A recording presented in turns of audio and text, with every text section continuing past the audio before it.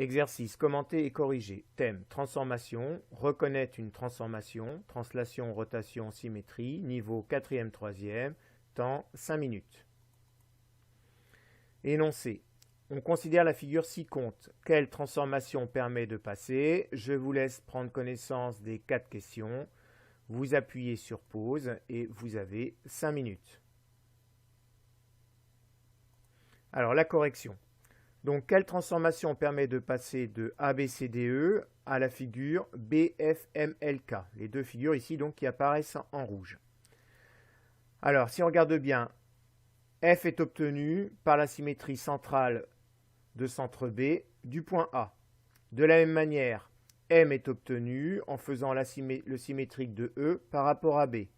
Et puis, L est obtenu en faisant le symétrique de D par rapport à B. Autrement dit, ici, c'est une symétrie centrale de centre B. Deuxième question. Quelle transformation permet de passer de la figure ABCDE à la figure GFMRW? Donc les deux figures ici qui apparaissent en vert. Donc si on regarde bien, les deux figures gardent la même position.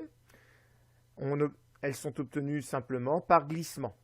Donc, si on regarde d'un peu plus près, le point A glisse en le point M de cette manière-là. Le point B glisse en le point R de la même manière. Le point D glisse en le point G de la même façon.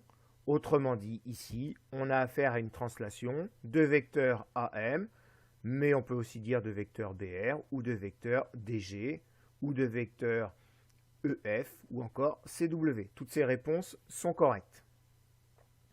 Troisième question. Quelle transformation permet de passer de la figure ABKJ, I, à la figure ZWRC1E1. Donc les deux figures ici en bleu. Alors si je trace la droite FM, je m'aperçois que les deux figures se superposent quand on plie l'ensemble de la figure autour de cette droite. Conclusion, ici c'est une symétrie axiale d'axe FM.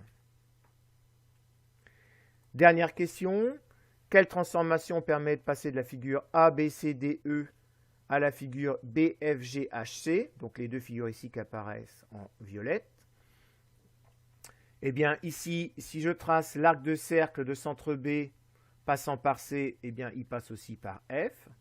De la même façon, si je trace l'arc de cercle de centre B passant par D, il passe aussi par G. Je recommence avec le point E et je m'aperçois que ça passe par le point H. Maintenant, si je regarde de manière un petit peu plus précise, eh bien, je m'aperçois que l'angle à chaque fois est de 90 degrés. Autrement dit, ici, j'ai affaire à une rotation de centre B d'angle 90 degrés et de sens, le sens des aiguilles d'une montre.